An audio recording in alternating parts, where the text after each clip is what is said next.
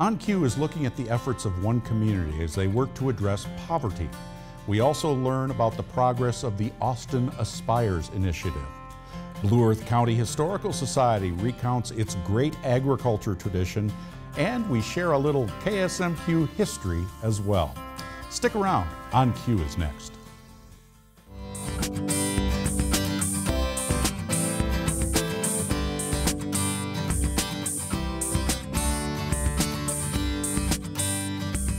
From KSMQ Television in Austin, this is On Cue, connecting interesting issues and interesting people. On Cue.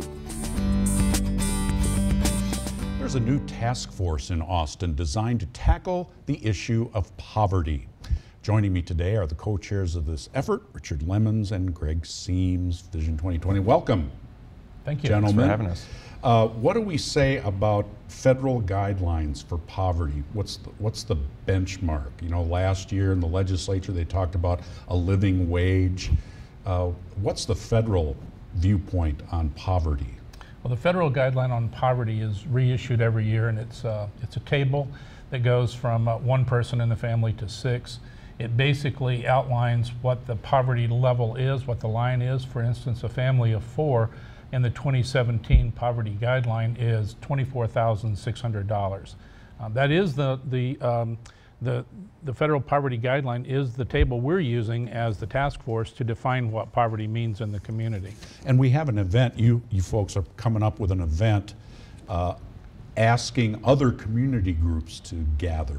Greg, tell us a little bit about that. That's right. It's we're calling it Community Connect. It's based on a lot of conversations and research that our task force has been doing over the last year or so, trying to figure out what we can learn about the issue of poverty in Austin and how we can go about addressing it. So we learned about this Community Connect model. It's been taking place in a few other surrounding communities, Mankato being one, for example.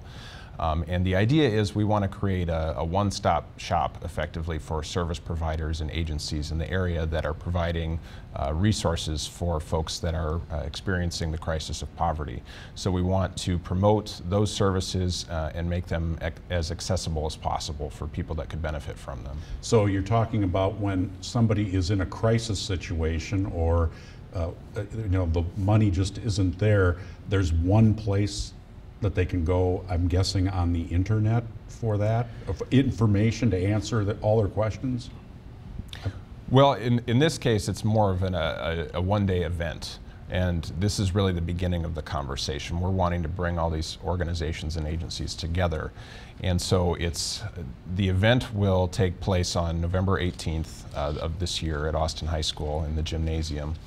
And we're going, really being the first step of the conversation. We want to bring these people together and then see where it goes from there.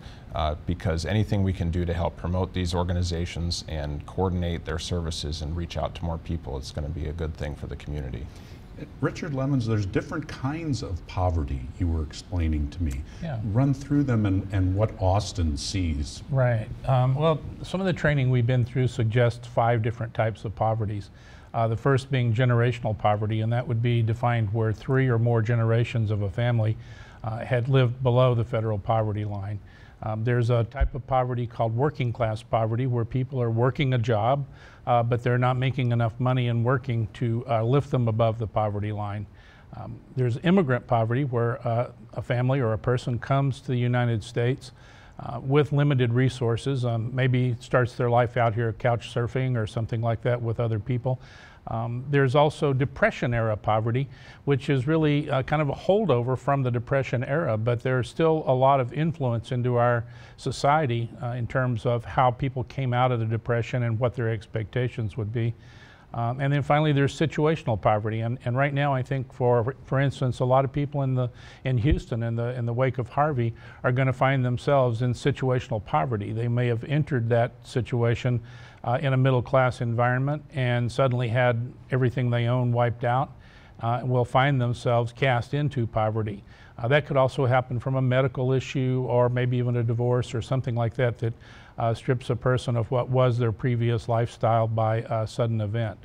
Are folks in Austin and Moore County seeing are we seeing more of one type or another? It's a great question. We believe that there are multiple types of poverty at work in our community, but we think that immigrant poverty and working class poverty are the two principal kinds of poverty that exist here. And they are the ones the task force is focused on at this time to say, what can we do for people in that situation?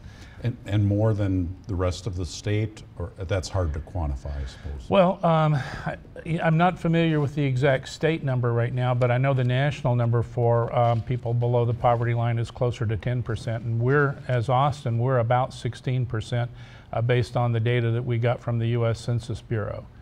They do a 5-year running average at any point, and the last metric we got was right at 16%. And Greg, seems you're trying to bring groups together. Talk about a few of them.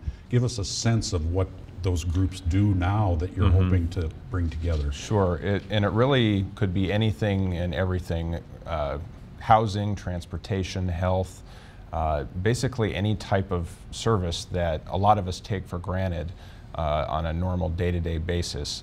But when you're living in poverty, you might not have the financial means, you might not know where to look or who to call or who to go to for these types of things. And there are a lot of services out there. That's one of the things we found in our research, is that there are many things available that people could benefit from, but they just don't necessarily know how to find them. So that's the idea of the Community Connect event, is to promote them and make them more accessible. Would there be a connection at all between the immigrant poverty that Richard spoke of and language barriers? Is it something as simple as that? Or not simple, but that can be explained that way? Yeah, I think the language and cultural barriers are definitely a big issue, especially for someone that's immigrating to this country or is a refugee from political crisis or whatever the case may be. They're coming to the United States with not many resources in hand, and they're having to build themselves and their families up from the bottom. And it certainly doesn't make any things easier when you can't communicate with most people. So for the Community Connect event, for example, we're planning to have translators on hand volunteering their time to help us communicate with those folks that might not be able to on their own. Are there sufficient, and this might not be with poverty, but we've talked about language being a big problem, and that's anything in society. You need language skills. I know at the schools in Austin, there's something like 53 first languages. Do we have adequate ways to teach English? I mean, could that help poverty numbers, Richard? There certainly are programs going on. I'm familiar with a program through the Workforce Center where they are teaching English. We've recently been working with a family that is Spanish speaking, but looking for work right now, and the Workforce Center actually provided them with access to the Rosetta Stone program.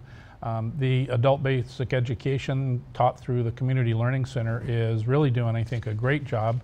They have multiple levels of English language lessons that they provide to people.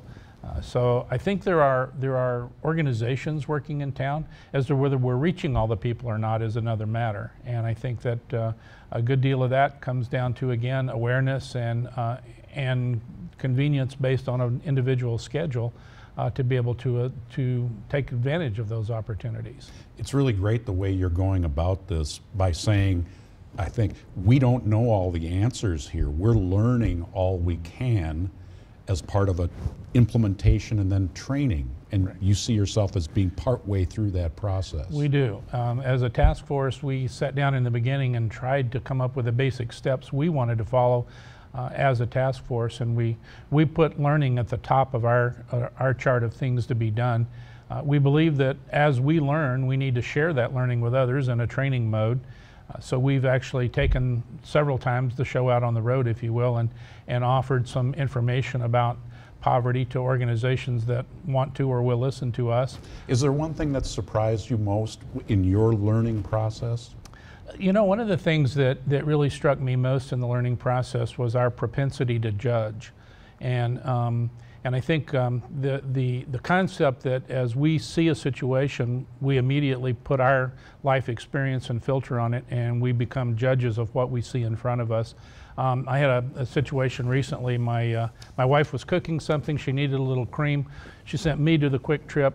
I was at the store watching a person who was in front of me. They put 2 gallons of milk, a loaf of bread, a pack of cigarettes, and some lottery tickets on the counter. When it rung up, they couldn't afford it, so they put the milk back. And my immediate judgment was they're taking milk away from children. I know nothing about that family. I don't know if they had milk in the house. I don't know if they had children in the house. I really don't know anything about it, but my immediate judgment was, oh wow, they're taking milk away from the kids so that they can have cigarettes and lottery tickets. And it was an improper judgment on my part. I think we as individuals tend to do that based on what we've experienced in our own lives. And as we work with people living in the crisis of poverty, we need to be able to set aside judgment and deal with the situation that the person's in without putting that judgment on top of it. Tell your friends, tell people you know, other groups. Community Connect, Saturday, November 18th, Hastings Gym, Austin High School, 10 a.m. to 1 in the afternoon. Yep. Anyone is welcome. Yes, anyone's welcome to attend, and we're also recruiting agencies, as we've talked about, to host tables to promote their services. If anybody's interested in volunteering before, during, or after the event, we'd love to have their help.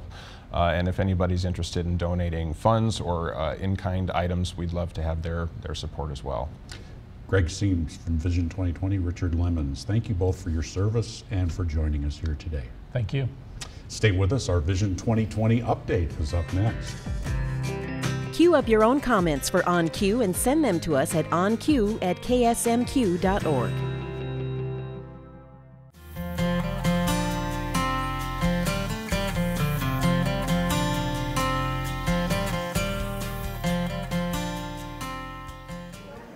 Welcome back to On Cue.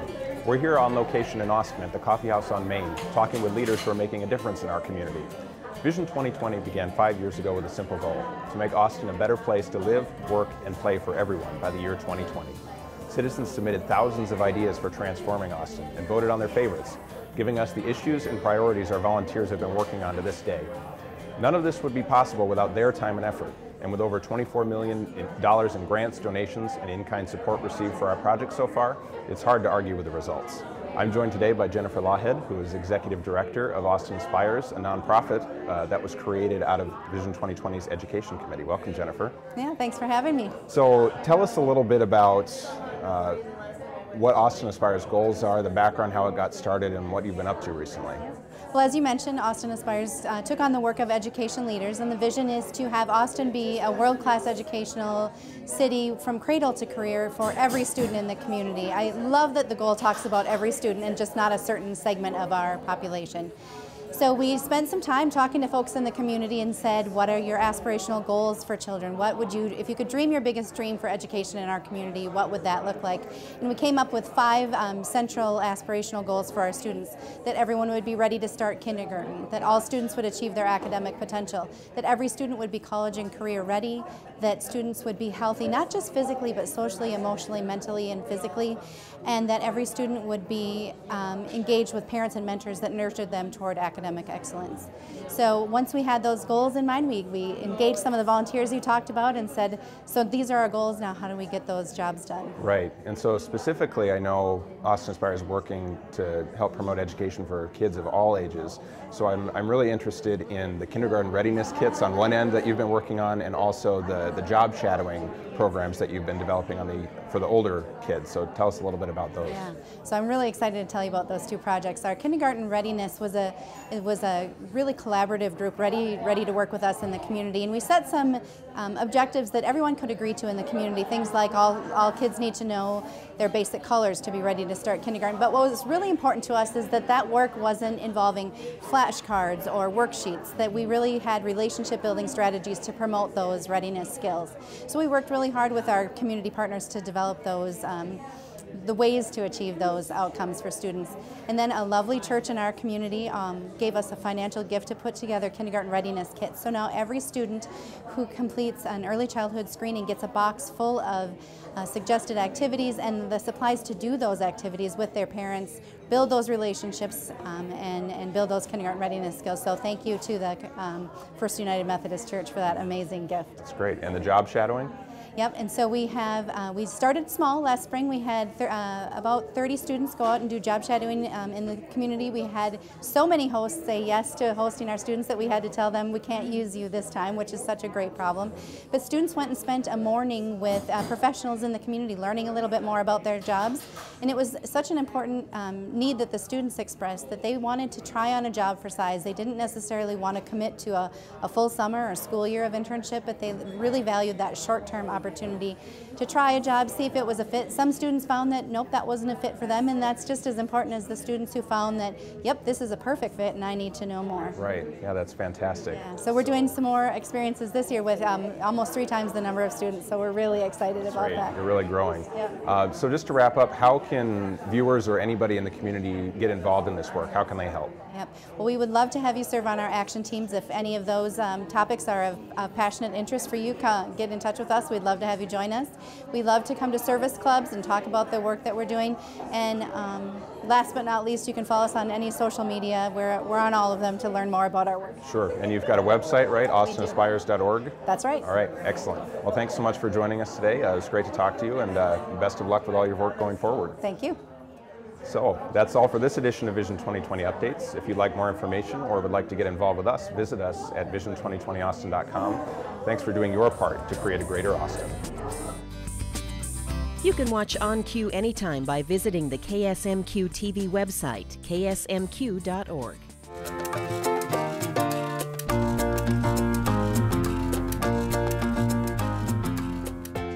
Agriculture has always been a big part of Blue Earth County's history. For generations, Native Americans raised crops on the land. In 1853, the county was opened for settlement and many new farmers came into the area. More farmers arrived after the Homestead Act of 1862. This act gave people free land as long as they lived on it for 5 years and made improvements. These early farmers plowed their fields by horse or oxen and planted by hand or with hand-operated tools. Most farms primarily grew wheat along with a vegetable garden for the family's use. Many townships had a mill to grind the wheat into flour. One of the well-known windmills is Sepman Mill, now part of Minneopa State Park. Big changes came to farming in the 1870s. Wheat production dropped and more farms turned to corn and later soybeans. New machinery allowed more land to be plowed, planted, and harvested in less time. New steam-powered mills such as Hubbard Mill could process large amounts of wheat and other grain.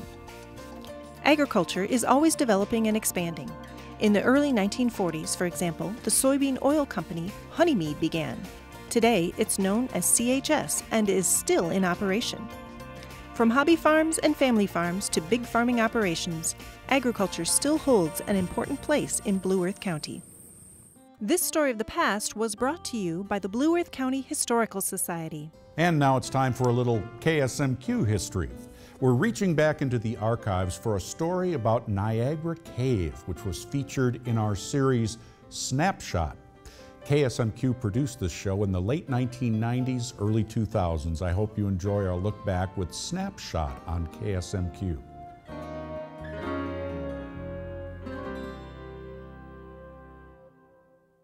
Hello and welcome to Snapshot. I'm Lori Casey. And I'm Rod Boykin.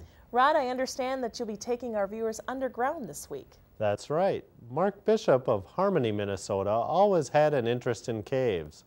Now he owns Niagara Cave in Harmony, Minnesota and took us on a tour.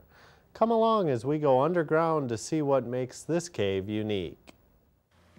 Well, this part of Minnesota is in an area that is known as karst area. It's a large amount of limestone, a very thick layer deposit of limestone that's very near the surface. And the limestone, being that it's able to be dissolved quite easily, allows for water to seep into lower levels of limestone and find cracks and layers and carve out passageways that can become caves if they become large enough. Most of the state of Minnesota doesn't have this deep limestone layer this close to the surface like we do in southeastern Minnesota. This area is also known as the driftless area because we weren't covered by glaciers during the last 2 glacial periods that took place. However, the great amount of water that flowed through this area when the glaciers were melting Those glaciers that made the lakes, that made Minnesota famous, I guess, the lakes. But this area is famous because of the streams and rivers and the caves in the area. The great amounts of water flowed through and carved out the caves down below. Growing up as a kid, I always loved caves, and I'd been in caves all over the country.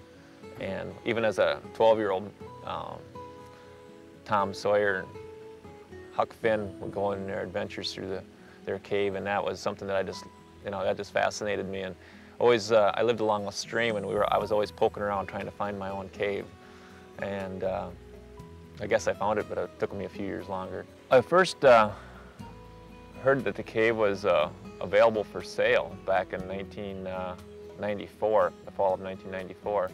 And I'd visited Niagara Cave many times as an adult and as a child, and heard that it was for sale and decided to come out and check it out. And after viewing the cave, I decided that it was something that'd be real fun and interesting to do. So it had a lot of potential, and then purchased the cave in 1995 and took over in April of 1995, and been running it since. The cave was discovered back in 1924. A farm that used to own this land here used this as a pasture. He kept his pigs out in the pasture, and one day 3 of his pigs disappeared.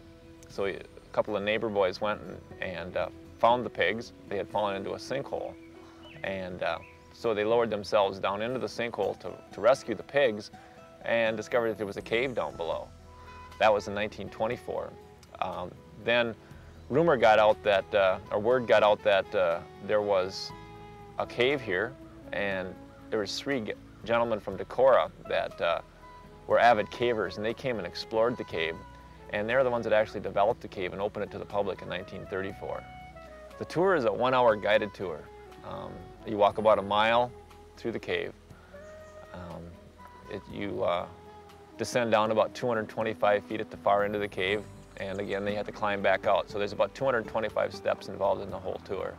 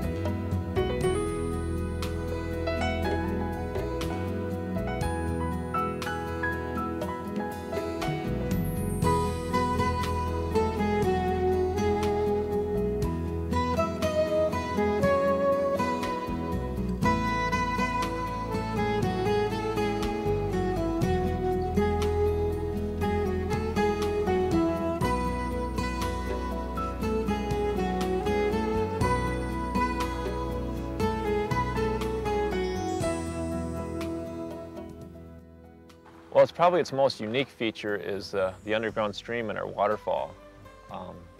Many caves have water in them, but most of them don't have a significant waterfall like we have here. Our waterfall is nearly 60 feet tall, and it flows year-round.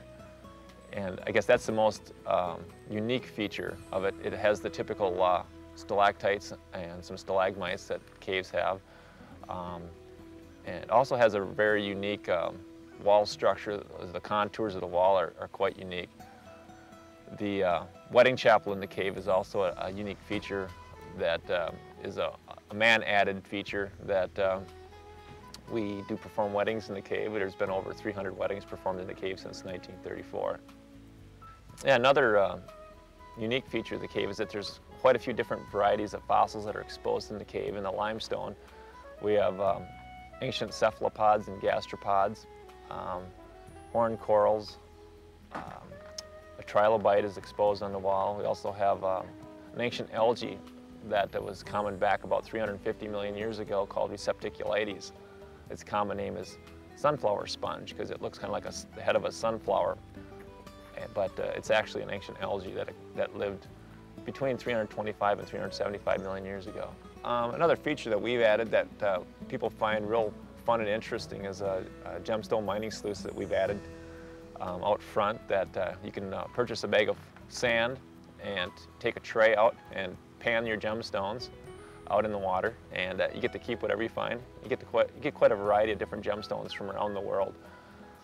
We set up our gift shop so that we can supply people with some interesting and educational souvenirs that people can take home.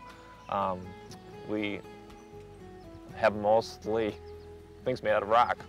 We get people from all over the world, actually.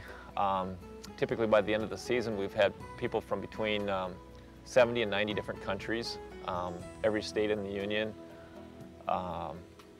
We've had governors, prime ministers, even Al Capone visited here back in the 1940s.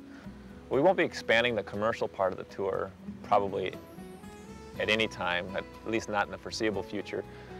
However, we may open some of those other trails for adventure tours, off-trail tours where people can put on lights and helmets, some coveralls and knee pads and go crawling around in some of the off-trails and passages. We're open daily, 1st of May through the end of September, 9:30 to 5:30. And then we're open weekends in April and October, 10 to 4:30. But we're also open by appointment during the off-season. Niagara Cave is still open to the public and has several additional attractions since that story first aired. You can find out more information about their current operation at niagaracave.com.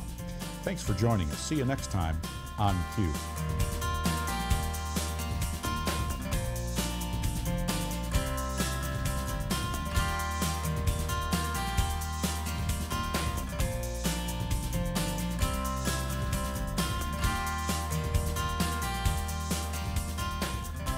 On Cue is a production of KSMQ Television in Austin, nonprofit public television.